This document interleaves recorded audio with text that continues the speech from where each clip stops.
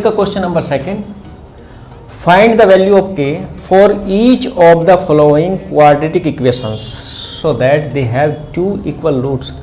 बहुत ही अच्छा क्वेश्चन है। अच्छे क्वेश्चंस में से ये क्वेश्चन भी बहुत ही अच्छा क्वेश्चन है, और अगर ये कहा जाए कि ये क्वेश्चन खास है तो मेरा मानना है कि गलत नहीं होगा।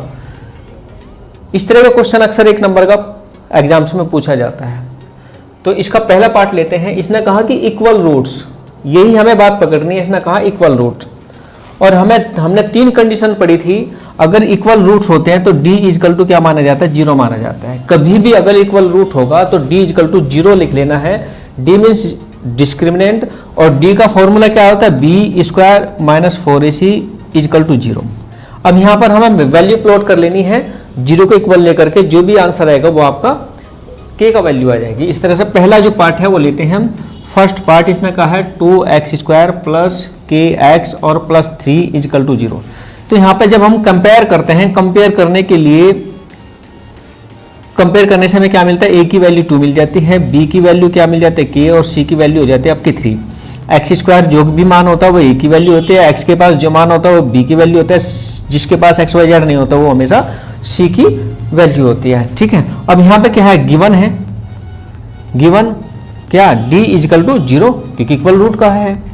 तो जब d इजकल टू 0 है तो means b square minus 4ac equal to 0। d का फॉर्मूला ये है। तो b की जगह क्या रखते हैं हम, k का स्क्वायर माइनस 4, a की जगह क्या रखते हैं हम 2, और c की जगह क्या रखते हैं हम 3, और यहाँ लिख देंगे इजकल टू 0। तो ये k स्क्वायर हो गया।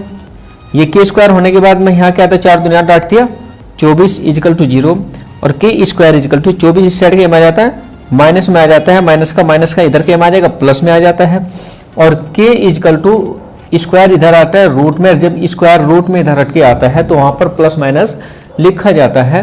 तो यहाँ पर क्या लिखेंगे, प्लस माइनस रूट 24, 6 चौक 24 प्लस माइनस 6, तो किसी का स्क्वायर रूट है नहीं, स्क्वायर नहीं है, तो 4 कहीं का 2 का 2 बाहर निकाल लेते हैं, 6 ऐसे बच जाता है, तो इसके 2 स्क्वायर रूट आ जाते हैं। तो k की वैल्यू क्या आ जाती है आपकी, प्लस माइनस 2√6। यही आपका आंसर है। बहुत ही बेहतरीन क्वेश्चन है, बहुत ही अच्छा क्वेश्चन है। ज्यादातर ऐसे ही क्वेश्चन से एग्जाम में पूछ ले। आगे जब हम सेकंड पार्ट को सॉल्व करते हैं तो क्वेश्चन नंबर सेकंड पार्ट का, क्वेश्चन का सेकंड पार्ट दिया kx ब्रैकेट में x माइनस 2 प्लस 6। अब क्या करेंगे, हम इसको इन द फॉर्म में लिखेंगे जो क्वाड्रेटिक इक्वेशन है उसकी फॉर्म में, क्योंकि यहाँ पे कोई भी क्वाड्रेटिक इक्वेशन का यहाँ रूल फॉलो फिलहाल नहीं कर रही है। तो इसकी मल्टीप्लेस में करेंगे, जब इसमें करेंगे तो kx स्क्वायर हो गया, यहाँ माइनस इसकी मल्टीप्लेस में करेंगे 2kx हो गया, और प्लस का 6 इजिकल टू 0। अब ये क्या क्वाड्रेटिक इक्वेशन के रूल को फॉलो कर रही है, तो हम क्या करेंगे, हम कंपेयर करेंगे।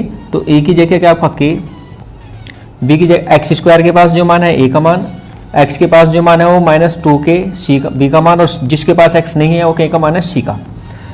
और इसने जैसे कि इसने कहा गिवन, इसने कहा इक्वल रूट्स हैं, तो d इजिकल टू क्या होगा 0। तो d की जगह क्या लिखेंगे, b स्क्वायर माइनस का 4ac इजिकल टू 0। b की जगह क्या, b की वैल्यू माइनस का 2k का स्क्वायर 4, a की जगह क्या लिखेंगे हम a का मान k, और c की जगह क्या लिखेंगे हम c का मान 6 इजिकल टू 0। इधर ले लेते हैं थोड़ा ना, जब माइनस का स्क्वायर कर दे तो प्लस, और 2 का स्क्वायर करेंगे 4, और k स्क्वायर माइनस 4 6 24 k बराबर 0। तो 4k स्क्वायर, या हम ऐसे कर लेते हैं 4k कॉमन ले लेते हैं, क्या बचेगा k माइनस का 6 इजिकल टू 0।